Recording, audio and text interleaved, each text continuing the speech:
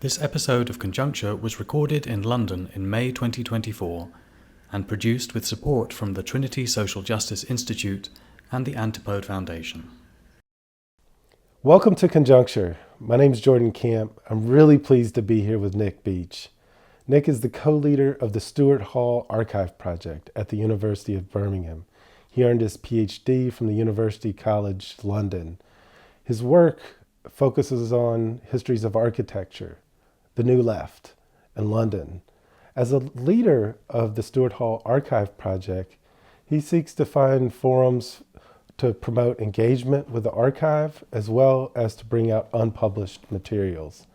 I'm really pleased to have the chance to speak with Nick today in Stuart and Catherine Hall's home in London about the Archive Project and some of its insights for the current conjuncture. So thanks so much, Nick. I really appreciate it. I really appreciate being with you. Yeah. Well, welcome. It's no secret that I think Stuart Hall is one of the most original and generative radical intellectuals of his generation and theorists of the conjuncture. In the last years of his life, you worked very closely with him, including on publishing his memoir, Familiar Stranger, which came out with Duke University Press. So I hope we could start there. What was it like, working with Stuart, and how have those experiences, continued to shape the work you do in leading the Archive Project? Thanks, Jordan.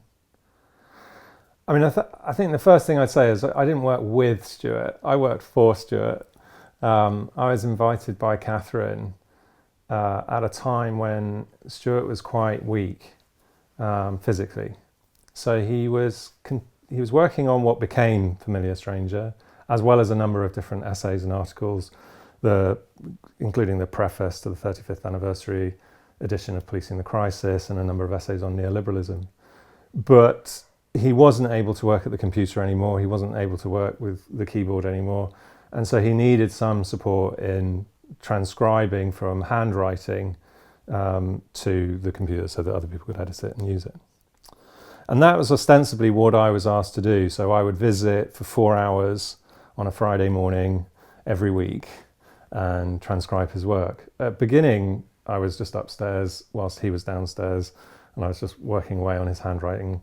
I got through that material, and then eventually I was working with him directly. He would speak, and fortunately, I learned how to touch type during that's my big tip to all graduate students, learn how to touch type.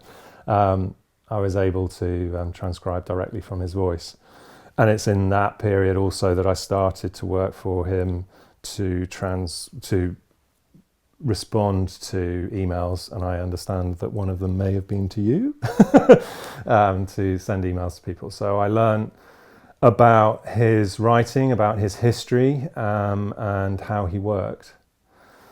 I'd say for me, it was the first time that I'd been introduced to somebody who embodied socialist practice intellectually and in his relationships with all people.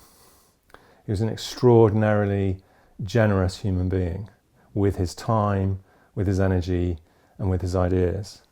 There were many times when he would receive correspondence or somebody would send him an article, and frankly, I did say to him, why are you even bothering with this? I mean, this is just really not worth your time and energy. And he would spend time and energy trying to find out what it was that person was trying to say, what they were trying to do, even if they were critical of him or stood in a very different position to him, what was the best of their thought, and to respond to it in the best way he could. And in all of that, probably a very properly Gramscian position, trying to win the argument each time. And it was a wonderful experience as a result. I'd like to say that I was one of his last secretaries, because there were other people helping and supporting him as well. And I certainly like to feel that I was one of the last students. And what about now? When you think back on that time, when doing the work that you're doing with the archive project, are there key insights you think of from, because you're working with him between 2011 and 2014, right? It was quite a significant period. Yeah, it's a period in which he's making a lot of personal reflections on his own life. He himself wrestling with the angels, as he would put it, when he's thinking about his theoretical work, but also wrestling with the angels in the sense that attempting to establish a trajectory or a line that were of continuity through his work, I think.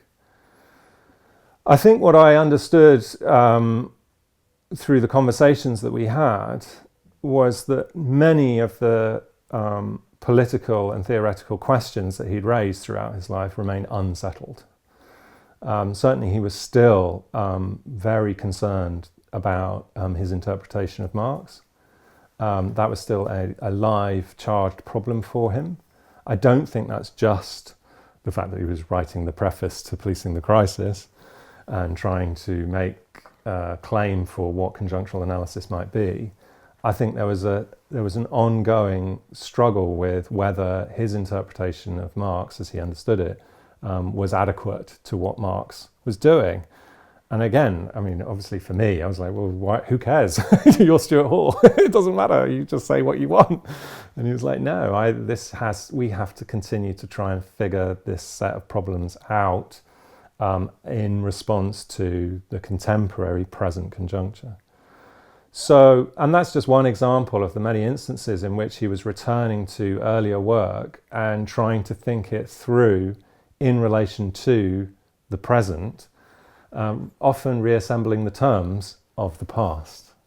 So if anything, I've learned that we need to go carefully into the archive, consider the ways in which the original projects, the material that we know through the publications, how those emerged out of his investigations and readings and contact with political movements at that time, so that we can understand better what the language, the discourses, the practices were that he was intervening in at that time, but also think about quite carefully what that means for us in the present. Yeah, well, I certainly hope to come back more to the archive, but let me ask you a bit about the relationship between, kind of Stuart's work in the past and the present.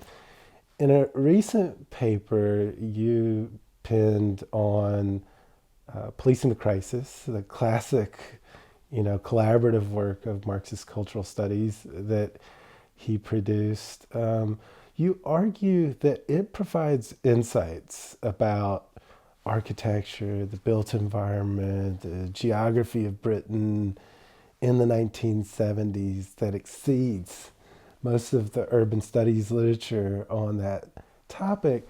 And so given your expertise in architecture, I'd be remiss not to ask you if you could reflect on, what are some of the insights from Policing the Crisis and its focus on the policing of urban space in our own time, in our own conjuncture, if you like. Okay, yeah. I mean, I should say that I'm part of a reading group called Unsettled Subjects, which is really a group of geographers, architects, urban planners, urbanists, got together in lockdown online. And I proposed Policing the Crisis as a text that we should read together. And it was through that work that I started to, with their support and in the dialogue with them, that I started to think quite carefully about how we might use Policing the Crisis as an urban text, which it isn't. And I think it's funny because as a book, it's a constant replay of this argument. This book is about this instance of mugging and these teenagers who receive these outrageous prison sentences because of this instance of mugging. But this book is not about mugging. And so I was like, okay, well, could this book be about urbanism without it being an urbanist text in some way? And what would that show us and what would that tell us? So really it's an attempt, what I've been trying to do is work through Policing the Crisis as a text and reconstruct what kind of description and analysis of urban transformation in Britain is present in that text. And I felt that you could identify at least 3 different levels, if you like, of the urban. A first prime level of ideology and an importation of a particular ideology about the city from America through reports on mugging in the late 1960s, which contains within it a racialized image of transformation of cities and urban decay as a result. And this image is sort of presented by the Police in the Crisis authors, Stuart and the others, as one which is a sort of peculiar, odd, apparent American phenomenon that's completely outside of what's happening in the UK. But at the same time, the future, that's what's actually going to happen in the UK soon. It's going to come here. Must Harlem come to Handsworth? That's the question, right? So I thought, okay, and then later on in the text, I realized that what they're suggesting is that this this is inserted into another ideological image of the good city, that there's an ideal of the city operative within British culture as a result of 19th century transformations, solutions to sewers and water crises and cholera, something which apparently seems to be returning today in the UK, problems of urban crime, problems of urban culture which seems fragmented and disconnected, being brought together through monumental architectures, and that this is the ideal city was a solution to a whole set of commercial problems in British society in the 19th century, and that this was under attack in some way. They talk about this registering in different class registers. So you have a middle class register where people might experience personal crime of some kind. They might be mugged. They might experience some violence on the street. They might have a pickpocket operative on them, or they might come home and realize they've been burgled. So these personal experiences are something's gone wrong. Something's gone wrong in the picture of the ideal city. On the other hand, through newspaper reports, they might read statistics and go, there's a problem with the masses outside. So these very individual and mass experience that the sort of urban bourgeoisie are experiencing in Britain in the 20th century. But they talk about working class communities having a very different ideal experience, or it registers differently, it's indexed differently for working class communities in cities in Britain. And that is that when transformations of communities, material communities that is, streets, urban life, start to get fragmented through whatever reason. Maybe there's a sort of displacement of certain commercial operations. Maybe there's a shutting down of the local factory. Maybe there's a transformation in housing. There's an introduction of large-scale point blocks or slab blocks for people to live in, and the slum clearances. Any of these might fragment and fracture an organic community, if you like.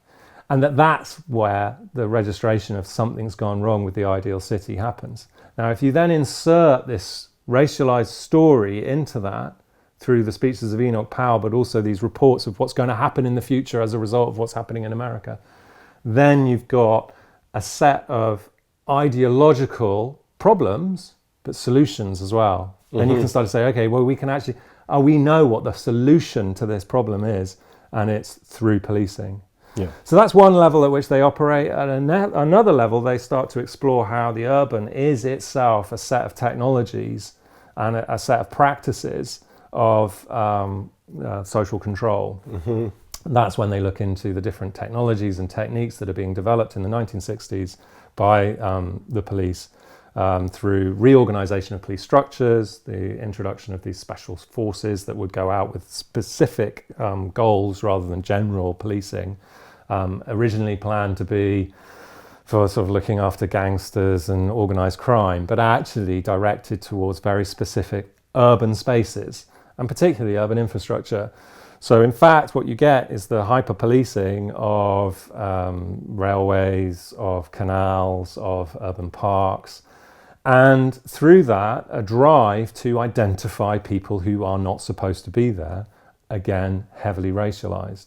And so you get these emergence of these tensions between the police and black communities in Birmingham, in Bristol, in London, which are generated by these technologies and practices of policing. So that's another sort of level that they start to sort of you can unpick through the book.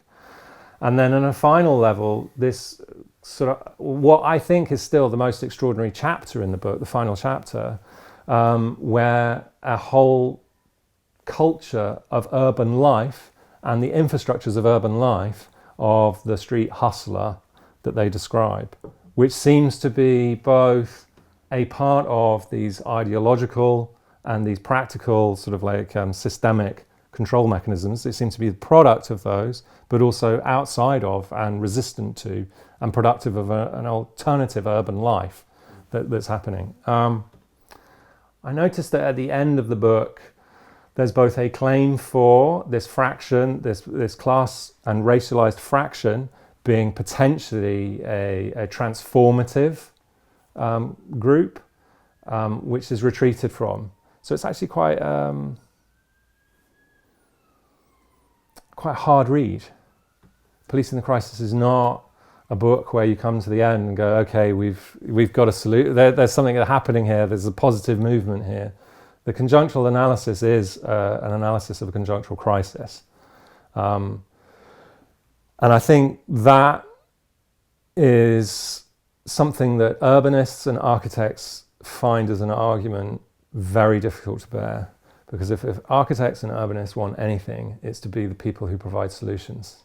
Mm-hmm. And I'm not sure it's a text that does that. Okay. Nice.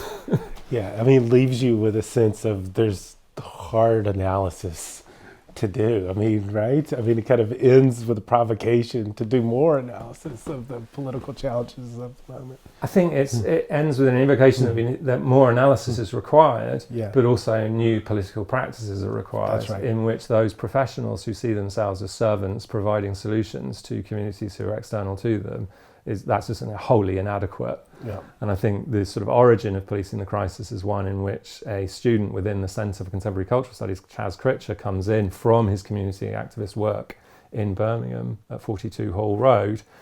I think that is a sort of practice of political activism of solidarity, as opposed to the sort of professional, we can sit separate from this and we can provide the answers.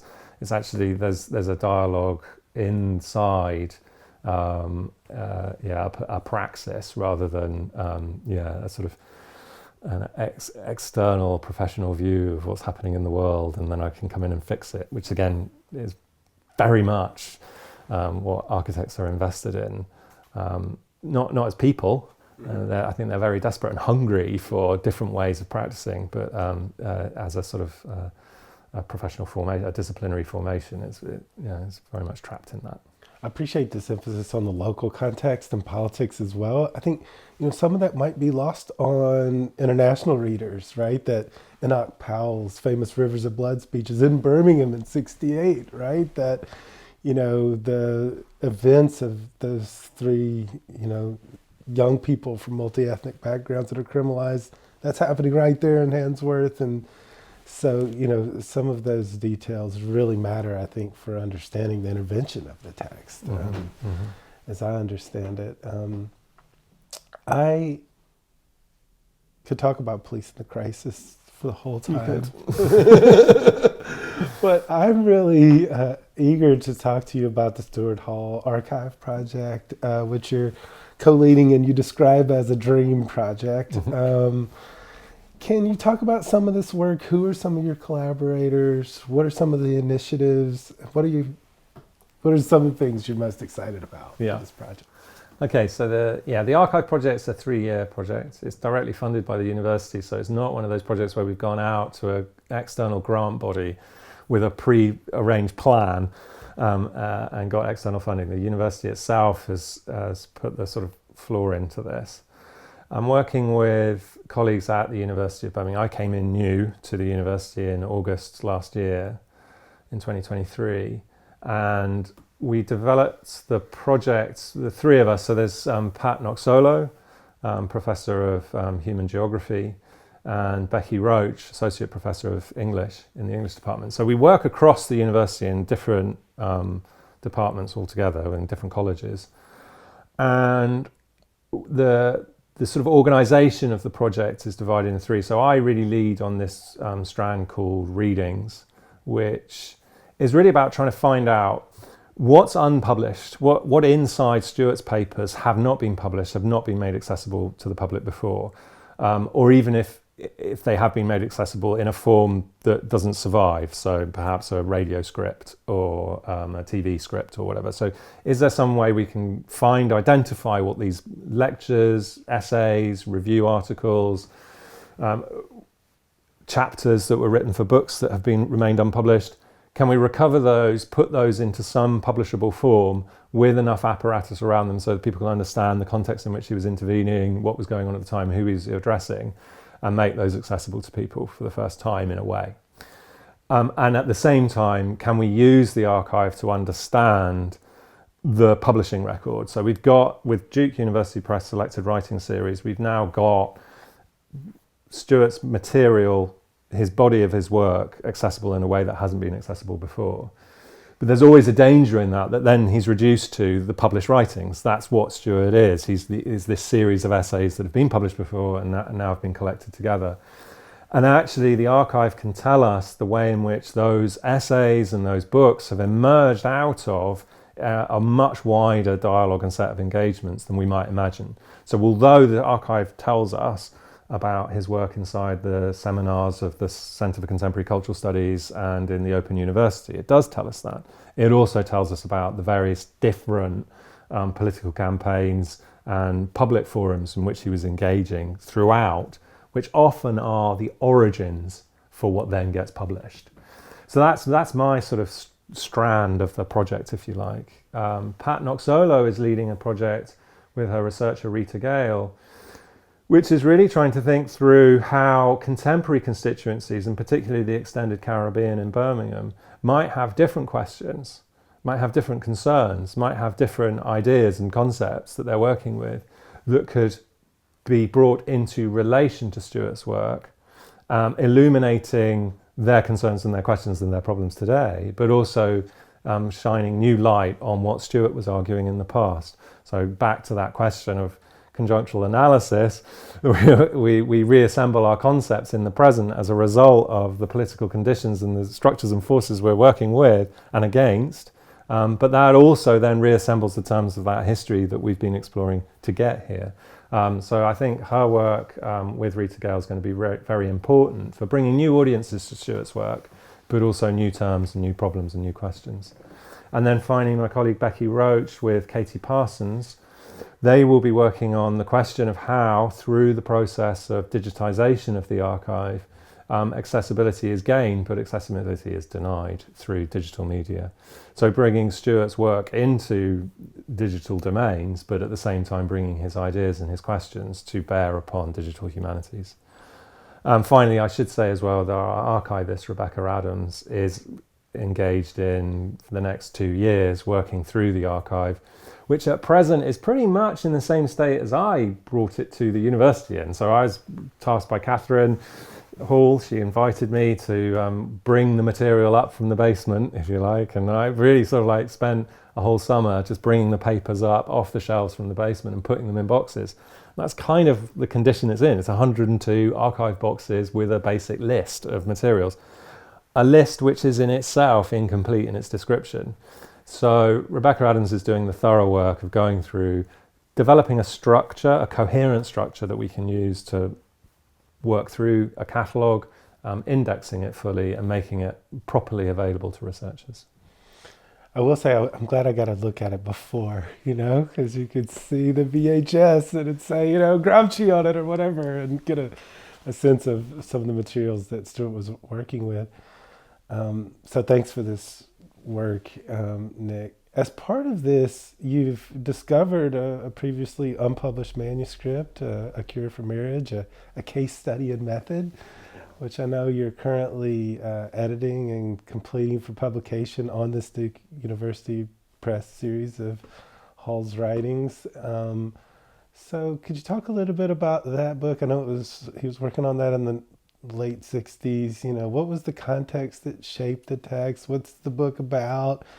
And how does it help us understand the work that Hall was doing as director of the Center for contemporary cultural studies at Birmingham in the 60s and 70s.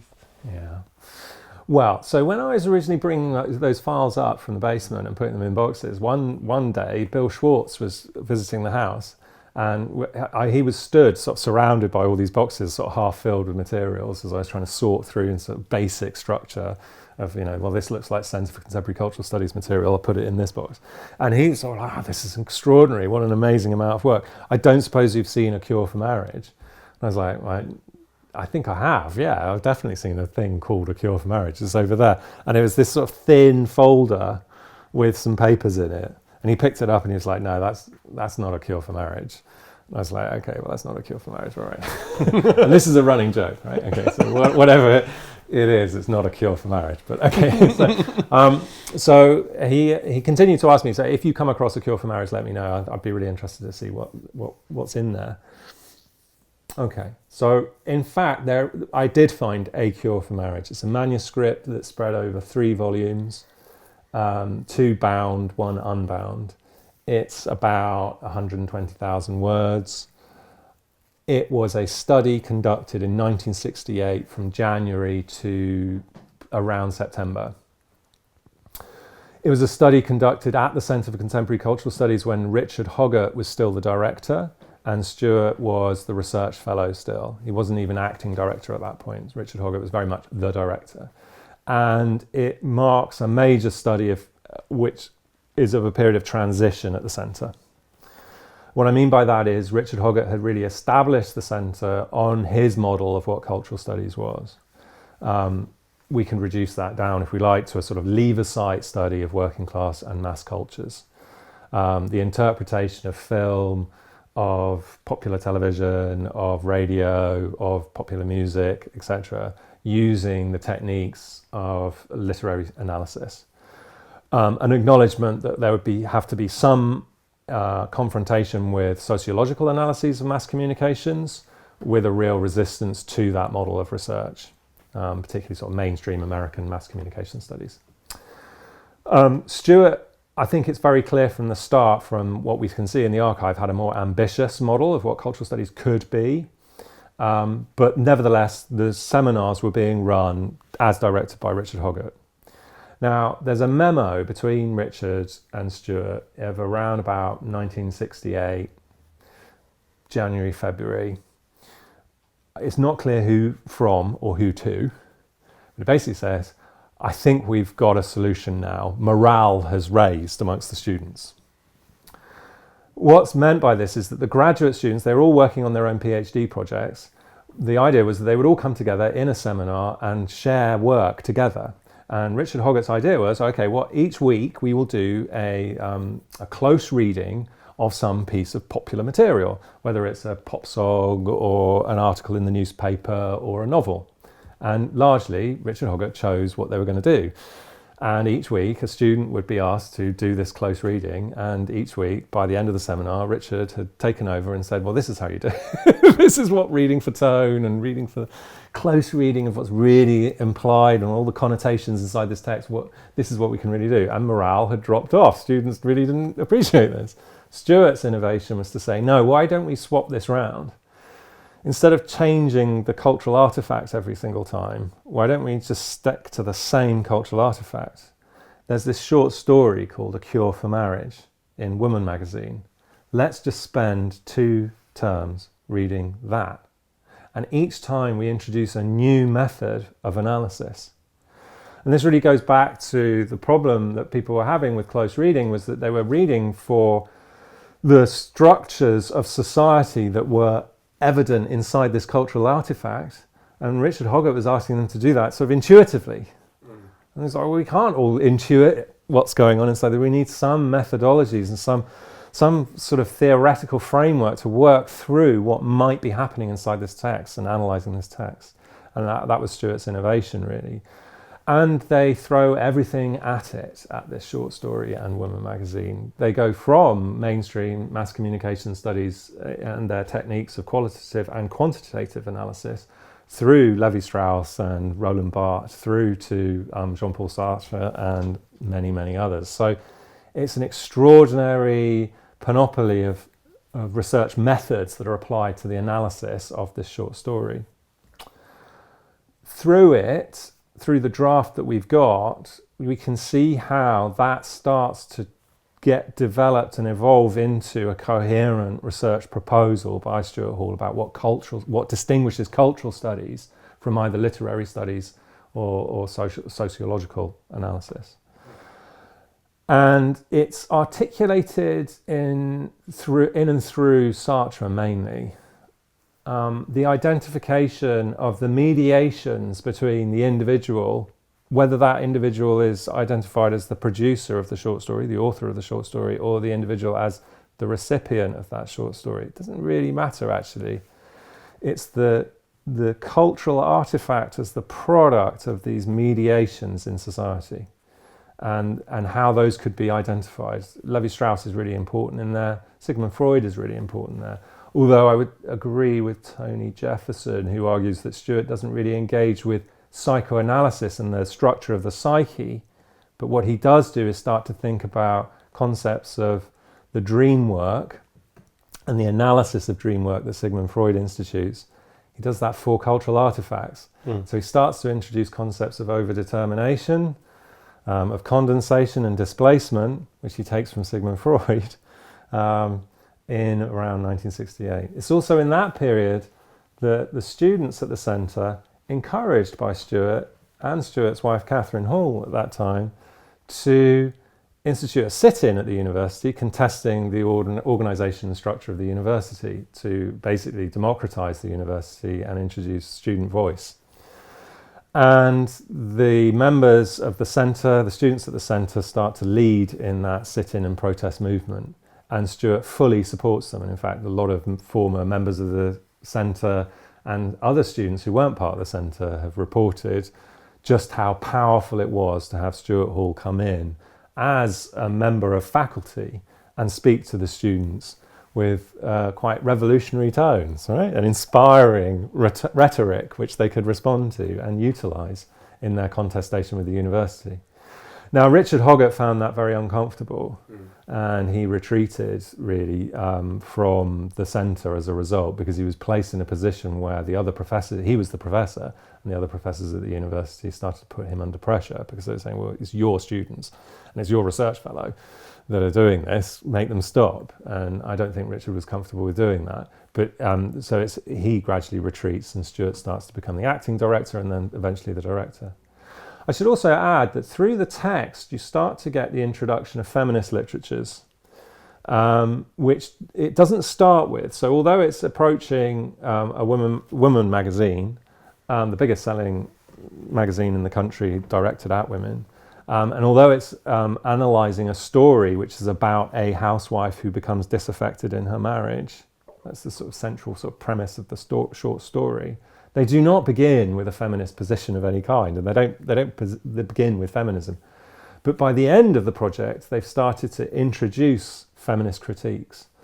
And there's a revision of the text, and then a final revision of the text that's evident. You can see the introductions of new material as you read through it, through various different editorial remarks.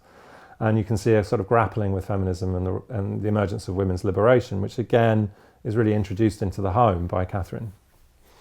Well, that's fascinating. Thanks, Nick. I mean, I was just thinking, if Hall always saw himself as part of the generation of 56, 56, as he says famously, was not a year, but a conjuncture, then this text gives us insights into this new generation of 68, and it's kind of a turning point for Hall, but this whole generation, and a turning point for the center into the new kinds of work, because he would take over as director until he left for Open University in the late 70s, right? In 79.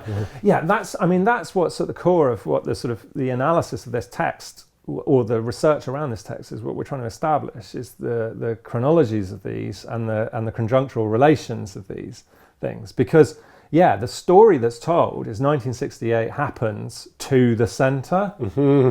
Okay, right. It comes to the centre, and it radically reassembles things. And that's evident in some of the reflections that Stuart makes. Yeah.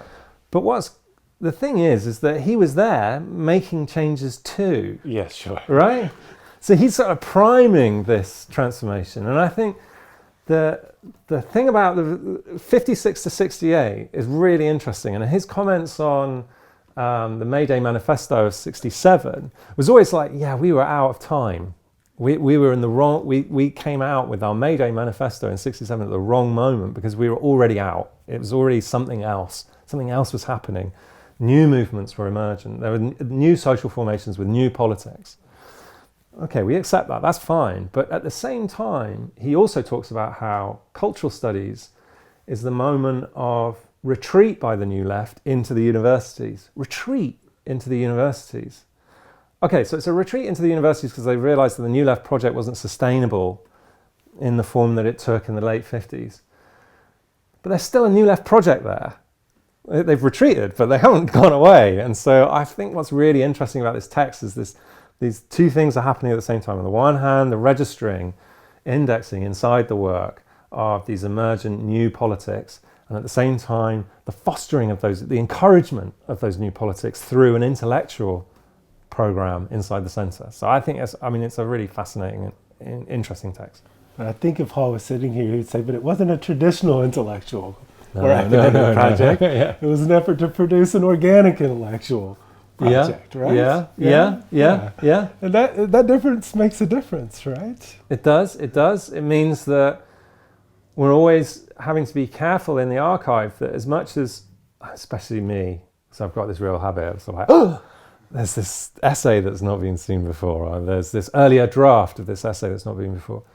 That what we're doing is recognizing the material alongside that, because fortunately Stuart kept a lot of the ephemera of the social movements that were happening, a lot of the leaflets and pamphlets and letters and invitations to speak on public platforms.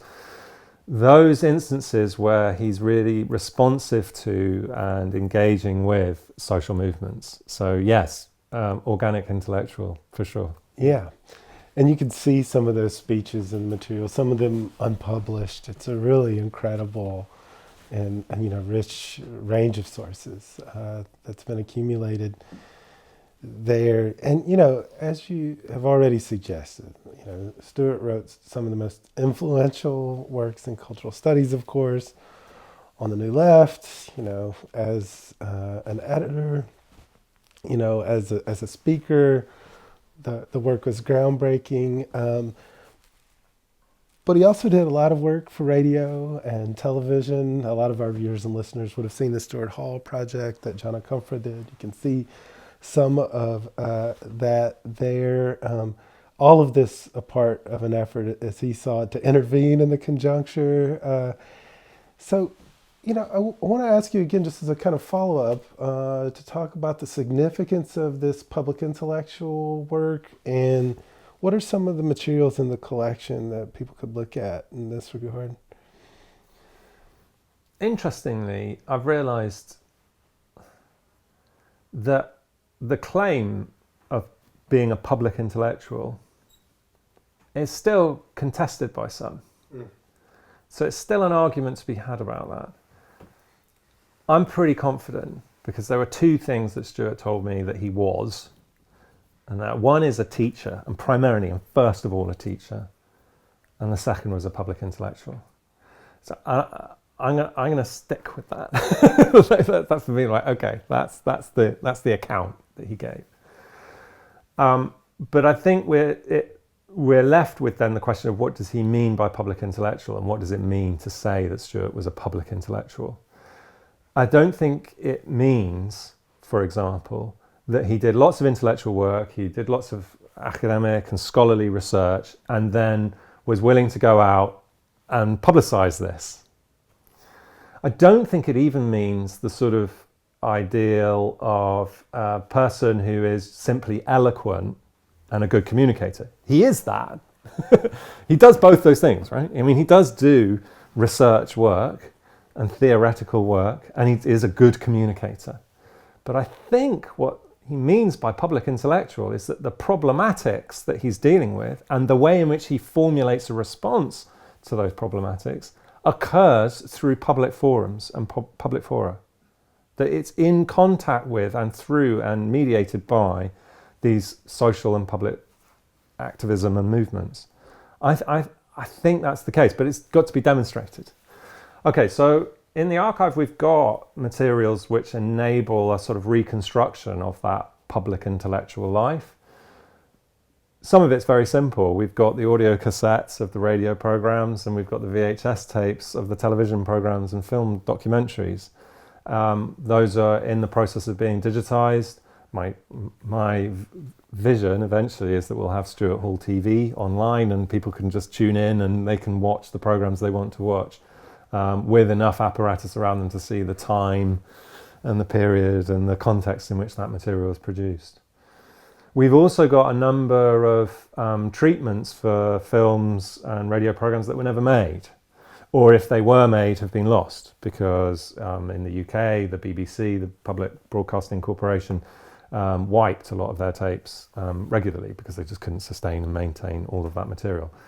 And in fact, would distribute it out so that other people could use it. So we can reconstruct those materials which were either lost or were proposed but weren't fulfilled in the end. And I think through that we can start to see the trajectories better of his public intellectual life, and we can start to see how projects that are imagined to have occurred according to the publication record at various different locations and times and dates to have occurred much earlier.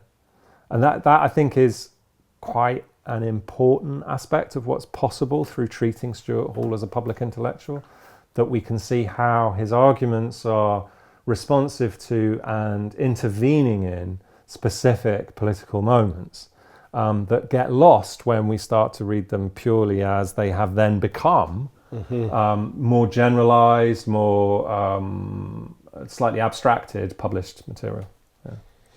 Yeah, thanks for that. And I mean, and there's obviously, but maybe it's worth saying a couple of things. One, that you not only have the material from Birmingham, but also at the Open University, and I mean, that's a really amazing experiment in a public forum to engage really, the country, right? A lot of people, this experience of engaging with Hall would have been seeing him on the evening, on the television and the rest, or on the BBC. So, and that's right throughout the 80s and the 90s. I just wanted to say as a note too, that you made me think in this debate about whether or not Hall's a public intellectual, that, maybe one thing I would want to contribute to this, if you go to his grave at Highgate, it says Stuart Hall, radical intellectual, right? Yeah. Right there. So I don't know if that quite settles it, but, also that, it's not simply being eloquent. It does remind me of Gramsci, right? About the organic intellectual. It's no longer simply eloquence, but being a permanent persuader, right? And I think that's the business that Hall was set him out to persuade the public, to transform the common sense, right? Yeah, and Nick, as far as this goes in terms of thinking about the public intellectual work, thinking about the range of materials, are there other kind of unexpected things in the archive that you've found of late that you'd be excited about, or you think others should be considering when they make the trip to Birmingham? I mean, one of the crucial aspects which I think will change people's understanding of the trajectory of Stuart's intellectual and political life is the importance and significance of the arts much earlier on than is typically understood. So normally people understand Stuart as engaging with the Black Arts movement of the 1980s and promoting and supporting that movement and in critical dialogue with it. I think there's going to be some important lessons to learn about what the nature of that critical dialogue is, that it is a dialogue, that it's not just Stuart sort of as a senior academic telling people what they should think, but actually there's a push and a pull there and a return to a set of questions that's important for Stuart in that period.